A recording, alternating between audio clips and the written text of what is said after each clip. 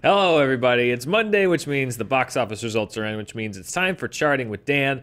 I'm your host, Dan Murrell. I'm usually joined by Roth Cornett, but she's not here today, which means I would usually be joined by Lon Harris, but he's not here today, which means I would usually be joined by Billy Business, but he's not here today. No. So Spencer and Joe decided to come to the show with me. We live here now. Yeah. And I'm on this side of the table, which is really messing with me, but I'm going to try not to let it get in It's my your head. show, man. We can switch. No, Yeah, it's do you good. want to move? No, it's all good. All right. It's all good. I'm going to do my best.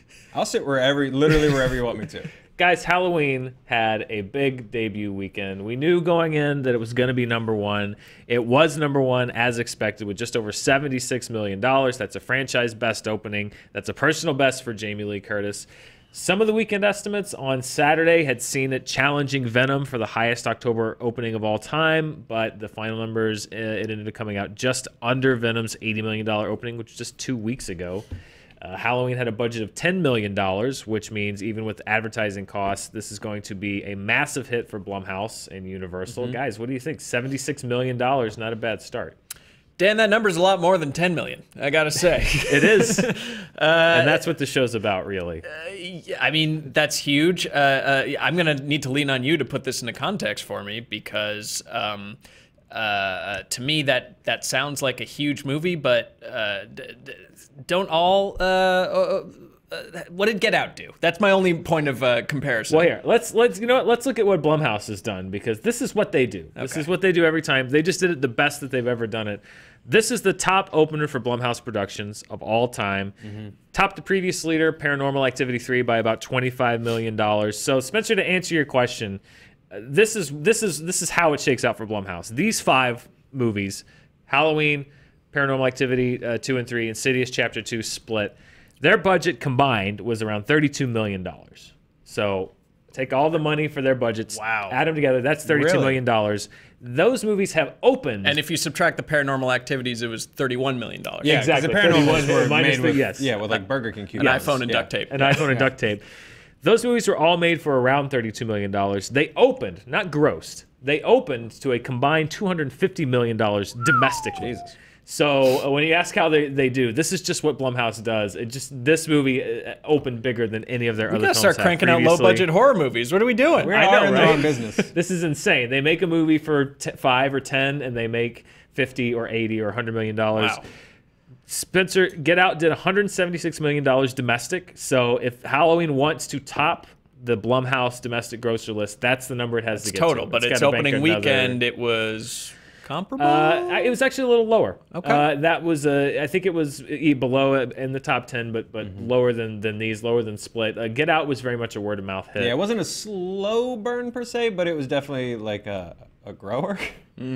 It was, no, and very small drops percentage-wise. It had great legs. It was an Oscar contender. So, yeah, that had a bit of a different path to profitability than I think Halloween is going to have. But it's got to make another $100 million to get to that #1 domestic list for Blumhouse. So It's also has the advantage of, unlike Get Out, being released around Halloween when people go to see scary movies. that's true. People go see a lot of scary movies, and if you're looking at the horror genre in general, this was the second highest horror opening of all time, but the highest in the slasher genre. So all of your Freddys, Jasons, your Michael Myerses, your Screams. Halloween had the biggest opening weekend in that little corner of the horror genre. What about Jack Frost? Does Jack Frost qualify as a slasher? Jack Frost doesn't quite qualify as a slasher. It's close, though. Now, are we talking about the one with the possessed snowman or the Michael Keaton one? I'm talking about both. Okay. Halloween easily topped Friday the 13th to be the highest opening slasher film. Now, what it wants to not do, though, is not do what Friday the 13th did. Because when that movie opened back in 2009, it dropped 79% in its second weekend, and there was no sequel made. So Yeah. that's what they don't want to do. Answer me in this, week Dan. 2. Yes. Was it good? Halloween? No. Friday the 13th? Yes. I didn't mind it. I was a little bit biased. There's a guy that played Jason named Derek Mears, who's a super nice dude. And a friend. So I was obviously rooting for him, and I thought he did a great job. I didn't think that was a terrible movie. Audiences, however, and this works in Halloween's favor, gave Halloween, this one, which is going to be very confusing referring to this movie, 2018's Halloween, a B+ cinema score. They gave Friday the 13th a B minus. That doesn't sound like a big difference, but that is a huge difference. B plus is the same as that Venom got. It indicates a positive audience reaction, maybe not ecstatic, but positive, whereas a B minus, you're in a little bit of a trouble area. So it looks like Halloween's not going to completely fall off the cliff. Plus, as you mentioned, next weekend is the last weekend before Halloween. Friday the 13th opened in February, so it's not like they had a continuing draw to bring people to the theaters. So I think, Spencer, you're right. The fact that it is opening and will be in theaters right around Halloween is going to be very helpful to it. It's an easy choice when you go to the theater. Yeah, I mean, what else are you going to see? What else are you going to see? It's Halloween. I mean, do you think Venom has enough like positive goodwill to sort of be able to remain a contender with this, or is Halloween, do you think, just going to run away with it for the month? Venom, you know, we'll look at it as far as it goes, but last week we were talking about what the standard drop off for both A Star Is Born and Venom would be, and whether Halloween would take a big chunk out of that. Looking at how both of those movies dropped off, neither one of them dropped off more than expected. They actually both dropped off about what you would expect. So that seems to indicate that the marketplace is supporting Halloween and A Star Is Born and Venom right now, which is good. I think if they'd opened maybe one after the other, that might have been the case, but it seems like the people that wanted to go see Halloween saw it, and the people that wanted to go back and see or still haven't seen Venom and The Star Is Born went and saw those movies too. So you know, Venom is holding up pretty well so far, which we'll get into in a second. But first, we've revised this thing like 3 times. We're on track potentially for the best October of all time, and maybe even for the best fall season of all time. We're not really sure. But this chart, the top fall openings, this is the 3rd time just this year we've had to revise this. The Nun was on this chart when it came out. Then it got bumped off just this week. Venom was added to that chart, and now Halloween. So we now have in the last 2 years the 3 biggest autumn opening weekends of all time here domestically. It, of course, still the standard bearer, then Venom, then Halloween. So studios are really figuring out how to take advantage of that autumn slot to open up blockbusters. Yeah, you know, as global warming slowly torches the world, the summer just keeps getting longer and longer. The summer just keeps extending right into fall. Yeah. And going backwards into March and April. So I love summer movie season all year long. It is all year long. It's just going to be one long summer forever. I just like seasons, you guys. I don't know. Oh, God, you're that guy that moves to LA and misses seasons. I just miss the way it's changing. I miss seasons as well. Yeah, if we're looking at 2014 is the record as far as autumn, as far as the fall. That was the year that we had hits like Interstellar and Gone Girl and The Maze Runner and The Equalizer. We could be heading towards that. It just depends on how these movies hold up. The interesting thing to me is the year that's chasing it this year is almost all horror, or at least spooky in terms of Venom. You know, it's a superhero movie, but you know, it's supposed to be, I guess, a little scary-ish. A Star Is Born is also fueling a lot of it too, though. Oh, okay, well, the horrors of alcoholism. Features of fame. And different kinds of horrors, but horrors nonetheless. Going pop, you know. Oh, exactly. Yeah, that was horrific. Yeah, that's my favorite scene from Halloween, from the new one. When Michael Myers sells out and goes pop. Finally learns that dance with that J-pop band. Yeah. That's fun. Poor guy. Guys, let's get off Michael Myers and let's look at the rest of the top 5. On last week's show, we talked about how Venom, like I mentioned, and A Star Is Born were going to drop off, and I said whichever one ends up around $18 million is probably going to be the number one if the percentages hold. That did hold out to be true. A Star Is Born dropped off about 33%. It ended up in the number 2 slot, just over $19 million. But Venom, right behind it, $18 million. It dropped off less than 50%. That's not a bad hold for a third weekend. That indicates people are still going to see it. As a matter of fact, it is just a hair away from jumping over Crazy Rich Asians to become the 10th highest domestic grosser for the year. That's going to happen probably today or tomorrow. It's approaching a $500 million global gross. So Venom was unplaced as the number 1 movie, passed by A Star Is Born as far as the box office charts this week go, but they've got nothing to complain about. That movie's making plenty of money, as is A Star Is Born. Yeah. Surely, yeah. How would you compare A Star Is Born to Greatest Showman? Does this have potential to stick around long past when we thought it would be?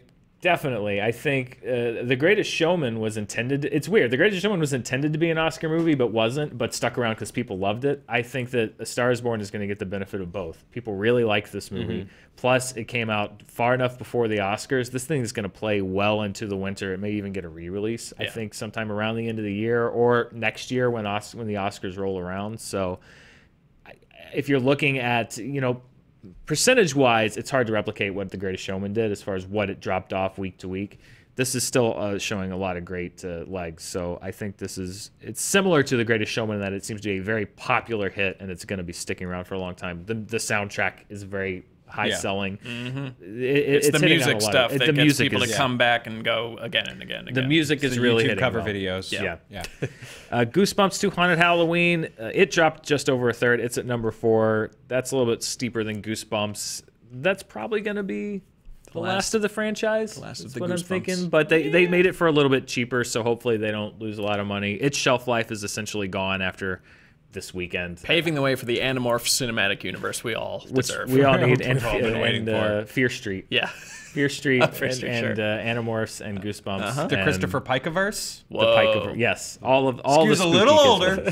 Or Guillermo del Toro's producing Scary Stories to Tell in the Dark, I think, which was like the twisted version of Goosebumps, which I'm looking forward to. Will it just be the illustrations? Like, I don't even need movie or...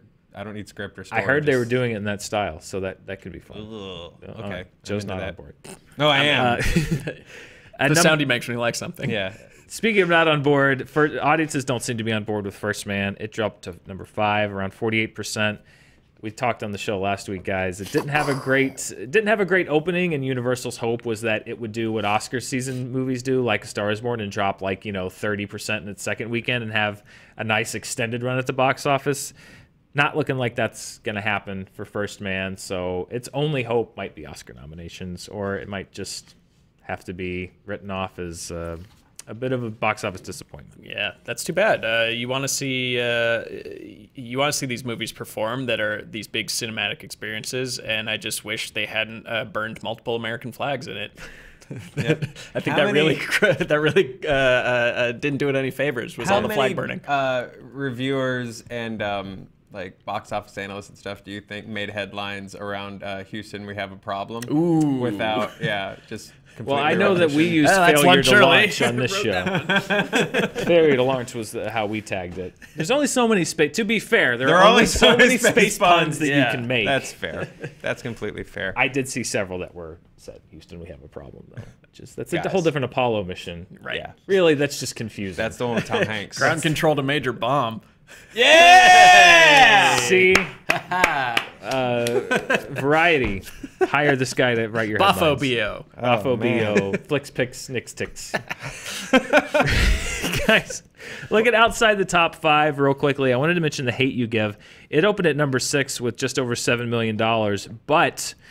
it became just the 79th movie since CinemaScore started doing this way back in the 80s, I believe, to get an A+ CinemaScore. The only other films to do that this year were Black Panther, I Can Only Imagine, Love, Simon, and Incredibles 2. We talk about CinemaScore on the show a lot. It basically indicates what an audience that's already obviously going to see that movie, if they get what they were hoping for. That means that the audience that went to see The Hate U Give loved what they saw. That's always a good indication for word of mouth.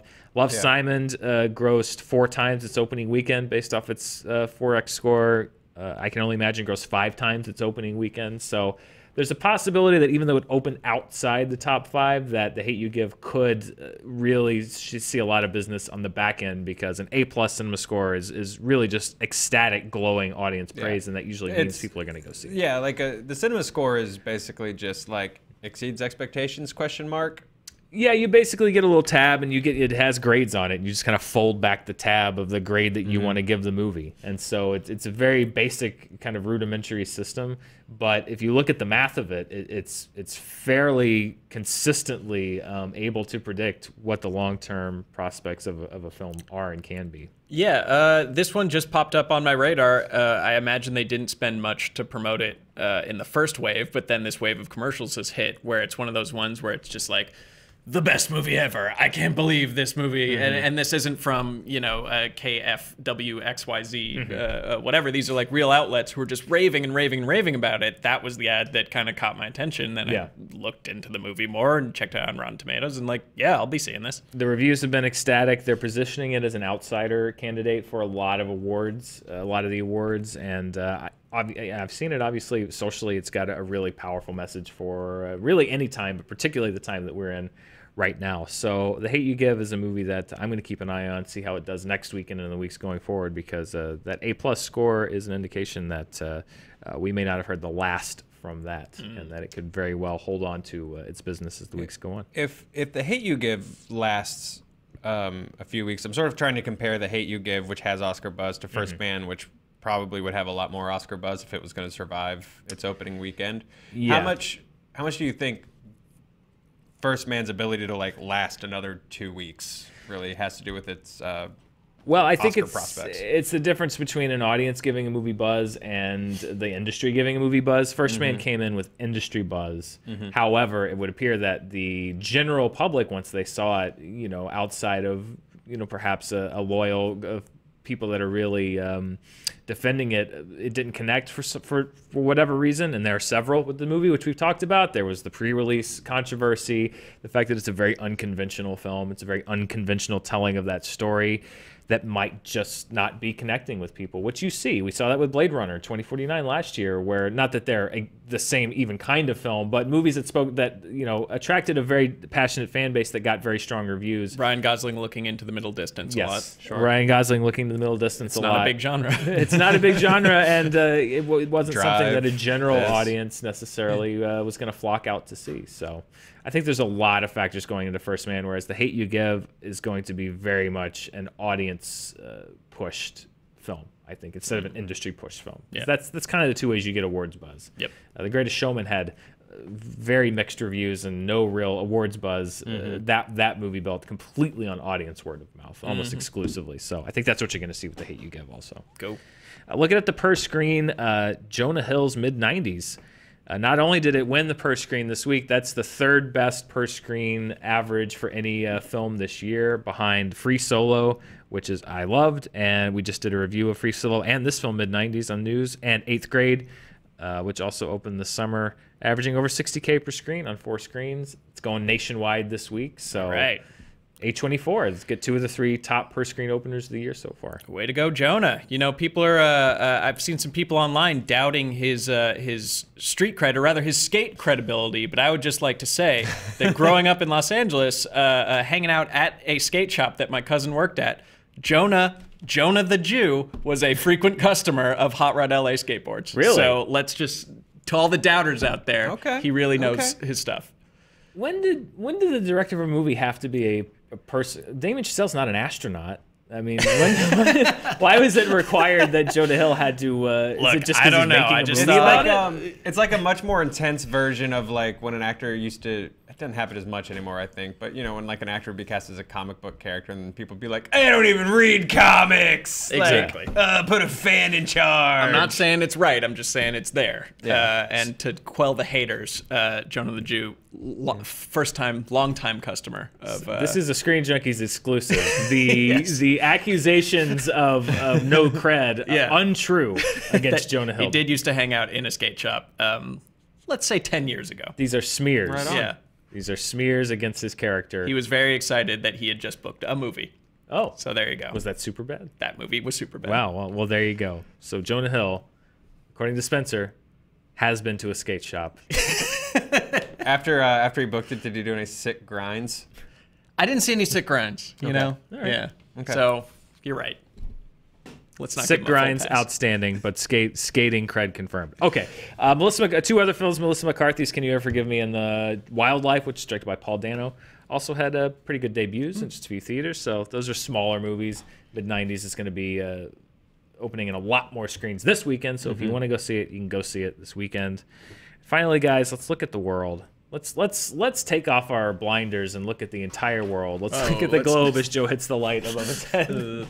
The studio crashes down around our heads. Halloween, the #1 film in the world, largely due to its huge domestic Do they opening. have Halloween everywhere? They don't, which is probably why it didn't do as much overseas as it did here. Is it called like Yeah, what do they Aggressive call it? Stab Man in Japan? I think it is called Aggressive Stab Man. Yes, Sky Mission. Sky Mission.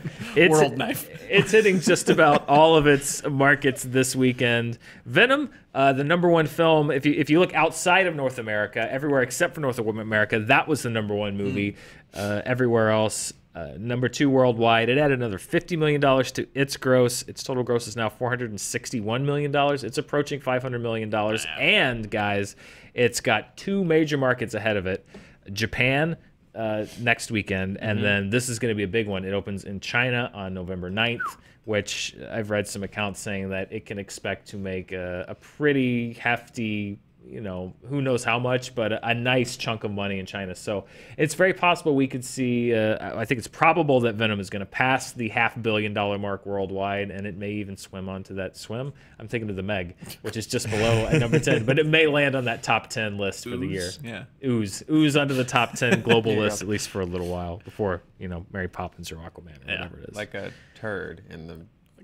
Like a turd on the charts. I wonder how that'll translate. Anyways. I don't know. Maybe there's the... What is the Chinese word for turd? Tell us in the comments below. Tell us in the comments below. Star is Born is third. It has a global total over $200 million. First Man has now made just about as much abroad as it has at home, which is probably not the scenario they would want for that. No. Its worldwide total is over $50 million. And Smallfoot, which I don't know if you guys noticed, it was a Warner Brothers animated film. It's a bigger draw overseas than domestically. Over half of its $137 million gross is from worldwide markets. However, it still needs to draw some more business because it has an $80 million budget. You want to pad that a little bit because, you know, you want to make some of that money back. Advertising. Yeah. I've seen so many posters for this. Like, I've seen posters for this movie attached to people. And Are you sure you didn't just watch the Zendaya's Michi song over and over That again? was the best marketing this movie had. And it was free. But I have not seen a trailer. I don't know anything about it outside of just being inundated with posters. I think for we're out of Smallfoot. the Target demo. We might be. Yeah. We might be. I saw some trailers. It looked Fine. cute. Yeah. But I didn't feel the need to run out and see it. You know what? Here's what didn't connect with me outside of being Smallfoot, and again, not aimed at me in the slightest, which, I don't know, I watch a lot of cartoons and dumb things, so I could have been like, you know what? Smallfoot. Character posters for something I've never heard of before aren't going to connect with me. Like, this famous actor is Smallfoot. This famous actor is Pinkyfoot. Like, whatever, like... Cool. Doesn't I don't do know it what for that you? means. Doesn't do it for adult man Joe Starr. That's right. You heard it here. This adult man that talks about Spider-Man movies every day on a venue that is aged much younger than him does not care for Smallfoot character posters. He needs more depth, more nuance. Yes. Yes. Like Well, Nolan Something for the levels parents. of nuance. Yeah. Yeah. Not everything can be Pixar, you know? That's right. Not everything can work for everybody. Yeah. Sometimes it's just a dumb kid's movie. Well, it gave us Zendaya's Michi, and Yes. for my money, that makes it worth it. It really does. Guys, that's all the charts I have for this week. There weren't that many charts on the show. Well, I gotta sometimes we say. have more, sometimes we have less. Okay. For example, nothing You changed. get the charts you need. No Nothing scatter changed- plots. Nothing changed on the top 10 pie charts. for the world or domestically, so those didn't make the cut. I used to just show them just to show. I don't show charts just to show them, Spenny. fair That's what I appreciate about you, Dan Murrell. I bring the charts. Your the charts people are earned. need. Yeah. This is a great combination of words. Opening this week is a Gerard Butler, Gary Oldman submarine thriller called Hunter Killer. Yes. That Yes, there is. I am very excited to see.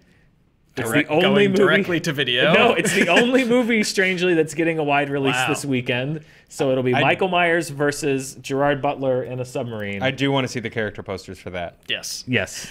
Gerard Butler is Subfoot. major subfoot. There you go. Also, there's a movie called Indivisible coming from Pure Gary Oldman, Flix. also Michi. Yes, also Michi. Pure Flix has a movie called Indivisible, which is opening in 800 theaters. Johnny English Strikes Again. I don't know if you guys know Wow, about that was Johnny English. Yeah, they're making another Johnny English, huh? Not only did Rowan they make Atkinson. one, Wait. it's grossed about $100 million worldwide already. Awesome. Is It's this the opening second here. one? Yes. This is the third one. Oh, Okay, third. I was gonna say, Okay. I was Yes. like, I thought the second one came out years ago. I thought I There's saw a that as a new- kid. There's a new Johnny English movie. Rowan Atkinson, he's beaning it up in Yeah. another Johnny English movie. Mr. Bean, I know it's not fair to say he's beaning it up he's because the he's always, best. but he's the best. Yeah, he's Rowan yeah. Atkinson. He is. Anyway, you can go want a find him in about Blackadder 500 theaters. Oh, and I'm excited about this. Luca Guadagnino, his remake of Suspiria, Guadagnino. is playing in several markets starting this weekend. I'm excited for this because I loved Call Me by Your Name, and this is his next movie. This should be gonna be awesome. crazy. It's a remake of a crazy, visually awesome 70s horror movie, and Yep. I'm very excited to see what he does with it. And Tilda Swinton is in it, which means that if nothing else, part of it is going to be amazing. Yep. Tilda Swinton doing some, from what I hear, some crazy stuff in this film. So I'm excited for that. So guys, that's what we're going to look at next week. Does Michael Myers stay at the top of the charts? Probably. How does the Gary Oldman Gerard Butler submarine movie do? It sinks. It sinks. Yes, I love it. I can't wait to find out. Guys, thank you for joining me and talking about charts. Anytime your top 3 choices bail, we're here. We're here to pick up the slack. That's right. I enjoyed having you here, and you were literally the only choices I could have made. So thank you on both accounts. That's what family's all about, Dan Murrell. Thanks, JT, in the booth, and thank you for watching. Let me know if there are any movies that you would like to see us continue to chart here on the show, any facts that you'd like to see us keep track of. As always, I'd love to oblige, and we'll see you next week.